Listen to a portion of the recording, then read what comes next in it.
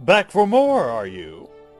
Boy, you've got problems. Well, last time we counted down the worst turn-of-the-century animated Christmas specials. This time, we're doing the best 8. Here is my nice list. Again, we have spoilers, and this time around we're going to count how many times Christmas needed to be saved. So far, adding from the naughty list, we have 3. Also, we are following the same rules as before. They must be a Christmas special, not an episode. Must be on network television. Premiered from 2000 to 2016. No Saturday morning specials. All specials must be no more than 60 minutes long. And they must be cartoons. I'll be judging on how well the holidays were used, if the whole family can enjoy the special, jokes, songs, and atmosphere. Now keep in mind that this is my opinion and my opinion alone, and if you like or dislike these specials, that's fine. I know I'm not going to change your mind. So hopefully I give you a new perspective on these specials. And now, without further ado, my turn-of-the-century cartoon animated nice list. Number 8. Shrek the Halls. So this barely made it off the naughty list. I have so many issues with this special. He starts around 49 seconds into the special. I like Donkey somewhat in the movies, especially in the first one, but in this, he's an unrelenting ass. He's one of those people who insist that you have to be happy all the time around Christmas. That you have to go all out for the holiday. There were a lot of people who aren't like that, and Shrek is one of them. Oh, and it's nice that Fiona mentions Christmas for the first time to Shrek the night before Christmas. Now you think that the cast of village idiots who would know Shrek enough to not invite themselves over for a party uninvited. Especially Donkey. He should know Shrek's style, and not try to change everything because it doesn't suit Donkey's taste. He means well, but doesn't ask. Donkey is kind of a, I don't want to say bully, but pushy and insensitive in this special. He thinks too highly of himself. And can I add, when he starts doing his version of The Night Before Christmas, what's with the waffles? It was funny in the first movie because of Eddie Murphy's delivery. And that's it. It's not funny enough to be a running joke. Oh, and I like how Shrek was wrong. People come uninvited, criticize your decorations, ruining your dinner, and setting your house on fire. I would kick them out too. Yet Shrek was wrong. And then, of course, they use the excuse that they use in every film. Ogres don't celebrate Christmas. That's the one.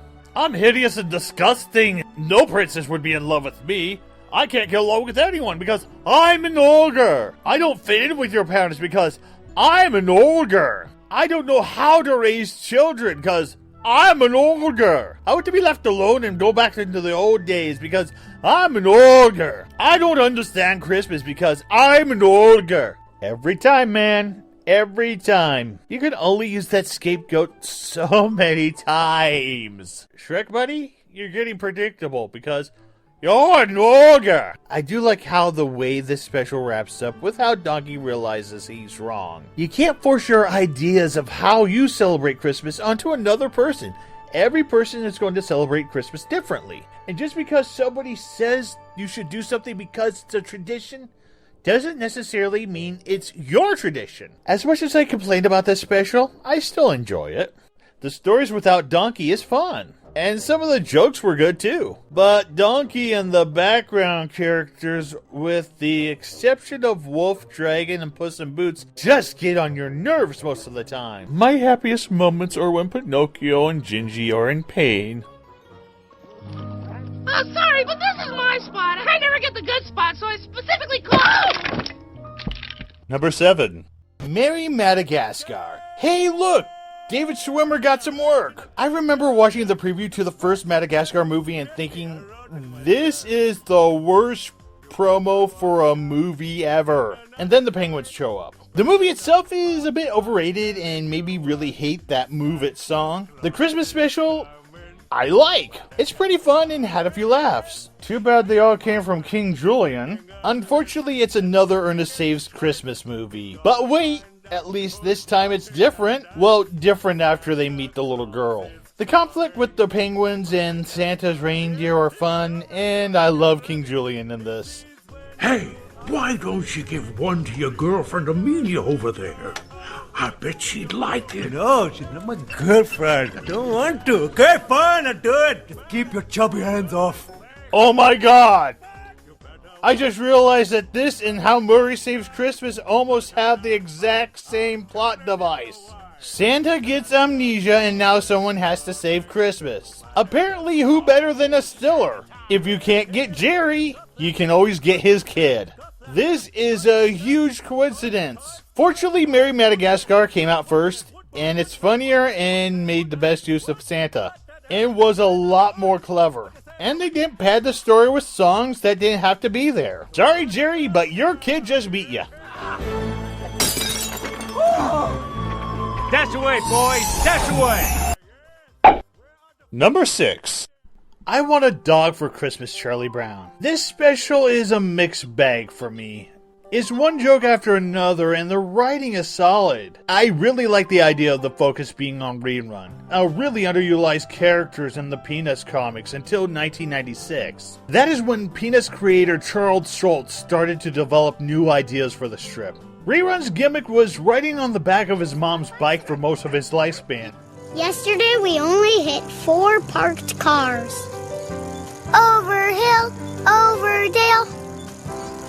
Poor Dale. And then he discovered dogs. He's the younger brother of Linus and Lucy, and he's also the smartest out of his brother and sister. Rerun was featured a lot more close to the end of the comic's run. The problem with this special is its focus isn't really all that on Christmas. Oh, sure, Christmas is there. It just takes a back seat to Rerun in his sitcom lifestyle, which is not a bad thing, and at least it's somewhat about Christmas. It's timeless, and it's a lot of fun to watch, especially when Spike gets involved. By the way, when somebody walks by, how do you decide if you should bark at them? Wow. Number 5. Yes, Virginia. I was kind of skeptical when this first came out since there was already a Yes, Virginia, There Is a Santa Claus special, but I don't remember the last time that one actually aired. To understand the special, you have to actually know the real-life events of the stories that this is based off of. Well, not really, but you have to understand that this story is based off of a real-life event. First, ignore everything in this special with the exception of the letter Virginia wrote to Thomas Church, an editor of the Sun newspaper that the letter was printed in. When Church received this letter, he decided to rise above the occasion and answered in a way that gives hope and renewed faith. These specials are built around these elements. As for the Yes Virginia special, it's really good. You care about these characters. Well, you care about most of the characters and what they do. I understand that Shirley is supposed to be a bully, but some of the stuff she does is kind of uncalled for. I really hate the rich snob trope. All rich people aren't like that. The reason why this special ranks so high is there are some elements that I really like. Learning other cultures' names for Santa, locations where he lived, and traditions about Santa is fun. The story is really heartfelt, and the story does not rely on jokes. There's only one more special that came out during the turn of the century that did that, and it's kinda on top of the naughty list. When people believe, they make the world a better place. So you could tear up that letter and leave the world the way it is, or you can answer it and give this girl, this whole city, something to believe in. That letter is a gift, Frank. Merry Christmas. The background animation is stunning. The character animation, not so much. It's amazing how much CBS promoted Neil Patrick Harris when this first came out. But really, his role was not all that big. The real stars were Beatrice Miller as Virginia and Micah Buscemi as Shaggy Santa. Now, there are two parts of this story I really have a problem with. First off, I really wish they read the entire letter, because there are parts missing to it. If you have a chance, look it up. And the other problem I have is the special loses all meaning when Santa shows himself. The special really could have done without that. If you want to keep the faith and believing in something, then don't show Santa to Virginia. Let Virginia keep believing without actually seeing the man. If you are real, give me some proof. Please? Number 4. Charlie Brown's Christmas Tales. This was a way of taking something old and making it new again. With the passing of Charles Schultz and the rights to the beloved Christmas classic, A Charlie Brown Christmas, moving from CBS to ABC, a few things were clear. The entire Charlie Brown Christmas special would never be played again due to advertising space increasing. And we would never get original content from Charles Schultz again to fix this problem. So every year the special would get shorter and shorter, until 2002, when somebody got the idea to take the stories of the old comics and animate them into 5 different shorts. This saved the original Christmas special while making a new one. Does it play off of the original special? No, but it doesn't have to. This special and any Peanuts specials and movies afterwards prove that Schultz writing, and with the right style of animation, can produce a timeless classic.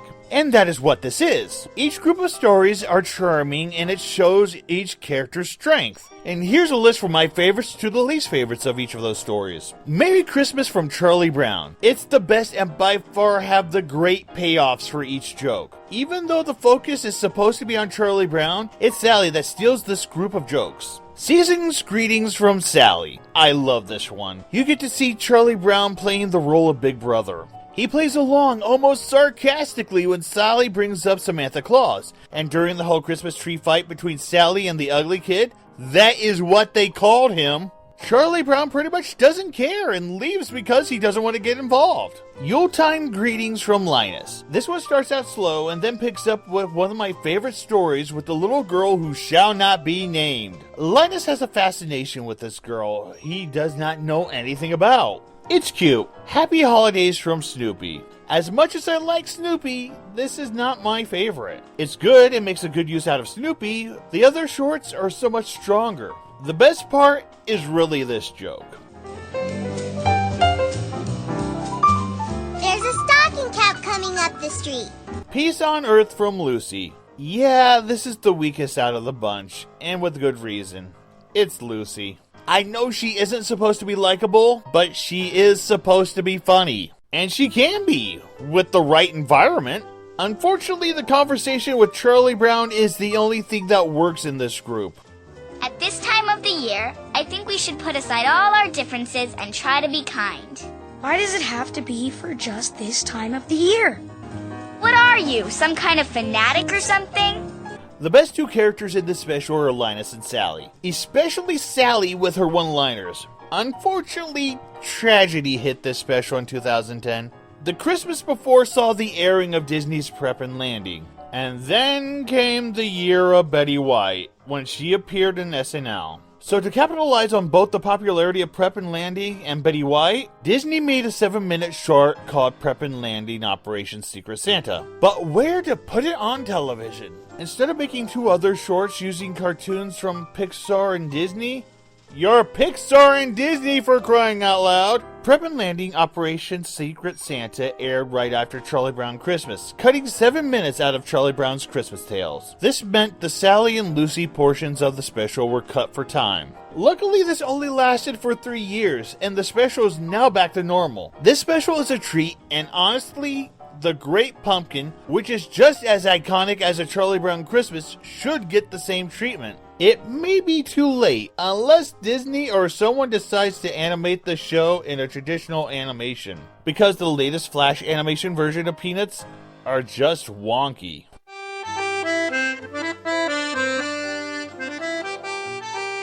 I don't know, Linus. To me, Oh Susanna just doesn't sound very Christmassy. Elf, Buddy's Musical Christmas. I came into this special not expecting too much. After all, the advertisements were this. Doesn't that just scream SpongeBob SquarePants? But boy was I surprised. This is a Christmas classic. While I was expecting off-the-wall goofiness, I also got an endearing story with great writing and likable characters. And it's stop motion. When was the last time we got a stop-motion Christmas special? I said Christmas special. So yeah, it's the retelling of the Elf movie. You'd think that points would be taken away from this special because of that. But when you add songs that are good, songs that move the story along, then this is a different beast than the movie. And the songs do their job well, with a range of a whole variety of emotions. This might have been my number one if it wasn't for one thing. Buddy the Elf. Unlike Hoops and Yo-Yo, Buddy is very important to the story, but Jim Parsons' portrayal can get grating on you at times. I don't sing, remember? Come on, Jovi, singing can be easy. Please stop. But because of that one thing, does it mean that this is a bad special? No, it's at number 3. This is a Christmas special that is still young, but it is one that is done right. Hopefully it will stick around for years to come. Oh, look, another fake Santa. You're not fooling anyone with your flying sleigh. I can see the strings. You're a big fat fakety fake.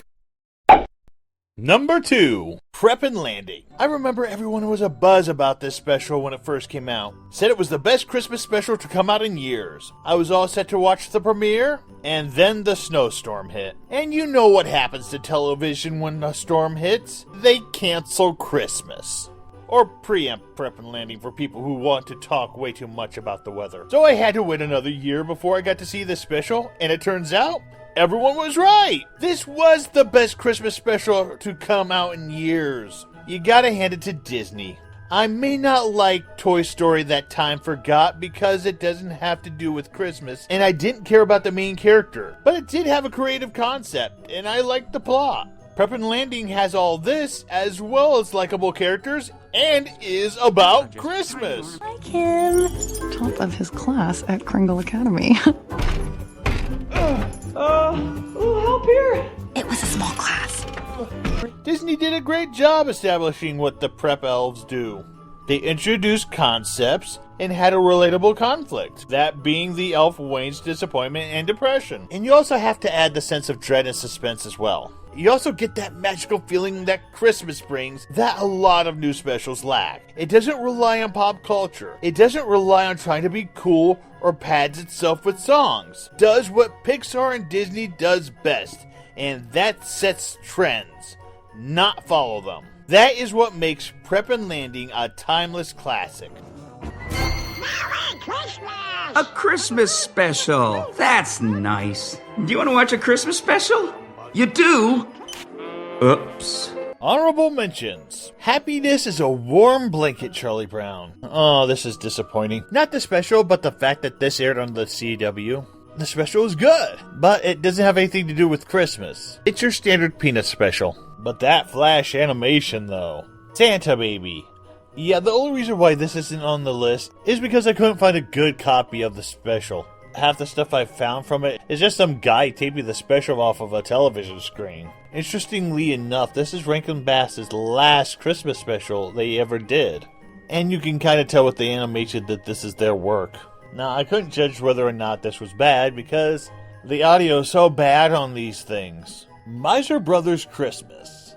Yeah, this aired on Freeform, and because of that and because of my criteria, I can't really judge this. I can't really add it to the list. Looks cute, though. And the number 1 turn-of-the-century animated Christmas special is... How do you overcome a Christmas classic like Prep and Landing? You make a sequel, and not a bad one like all those Rudolph and Frosty sequels. What Disney did with this special was expand the Prep and Landing universe by adding the Coal Elves. And the function of the naughty and nice list. You add the conflict with the naughty kid and her reason why she's been naughty. You also add the conflict with Wayne and his brother Noel, and you have a great sequel. On top of that, there is the bigger threat of Christmas being canceled. You also have the conflict of the older brother being jelly of the younger brother. No. Jelly? No.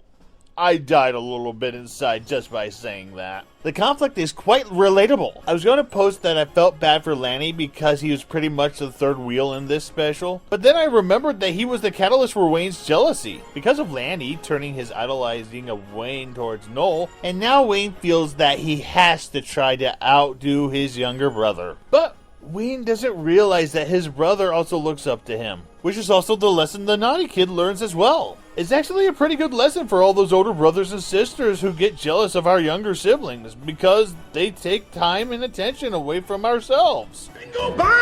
I'm the oldest of 8. I understand. I'm more pissed that I was the experiment kid and everyone else gets away with things I couldn't. I like to say I wore my parents down. I like the sense of urgency in the special, and I like how they resolved the conflict. Again, another Christmas classic that was its own thing. And best of all, you don't need to see the original special to understand what this special is all about. Now, if we could only get a series and a movie out of this, that would be great. Jingles now. You're so adorable. Now, it's common knowledge that Christmas specials come and go.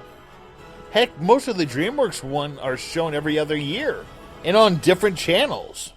The ones that last are the ones that are memorable, no matter how good or bad they are. And most of these new specials have a common trend. They are based off of a pre-existing toy, movie, song, television show, what have you. Even Yes, Virginia is based off of a real-life event. The only ones that weren't is How Murray Saves Christmas and the Prep and Landing series. But it's always been like this. Look, we had Charlie Brown Christmas, Rudolph the Red-Nosed Reindeer, Frosty the Snowman. We have others like The Grinch, The Night Before Christmas, A Garfield Christmas. Mostly comics, books, and songs. It's a tradition that's never going to go away. Have we reached the pinnacle of Christmas specials? I doubt it. Will Christmas specials ever go away? Well, considering we had 3 brand new Christmas specials come out in 2014, our best answer is absolutely not. People watch these specials either to be entertained, put in the Christmassy mood, or use them as a babysitter. Whether you like them or dislike them, Christmas specials will never go away. But I want to make one thing perfectly clear. A Christmas special is only special when you air them only once a year. I'm Tunip. Thanks for watching.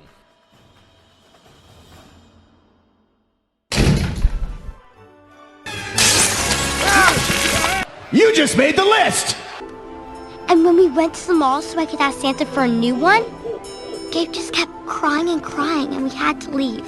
Whoa. Stop the snarking. Is that? That is Ralphie and the Kid in the Aviator hat. What an interesting homage. I shot down Santa. You just made the list! If I were a toy manufacturer, I would be getting on the ball to make all of these toys. People will buy them for nostalgia, and kids love any old crap nowadays. Well, not the old crap. You didn't get the promotion. You just made the list! Is Puss in Boots the only likable character in this special? I think he deserves his own movie. No. He doesn't deserve his own movie. He needs to get away from having his own movie because that was not good. You're gonna give me the best Christmas story ever, or you're fired! But fired! Get out of my way, you pencil neck! You just made the list! Has anybody noticed the serious lack of Peppermint Patty and Marcy in any of these Christmas specials? It's almost like these specials have something against girls who have a serious crush on Charlie Brown. There, I said it. Wow, this girl is needlessly cruel. She's going to end up having no friends who actually like her. Like Princess Celestia. Uh-oh, my brony is showing. Face it, Virginia. There is no Santa Claus. You just made the list! Merry Christmas! A Christmas special! Wait, why isn't that special aired on network television anymore? I missed that special. That doesn't count. Christmas tree! Oh, you just made the list!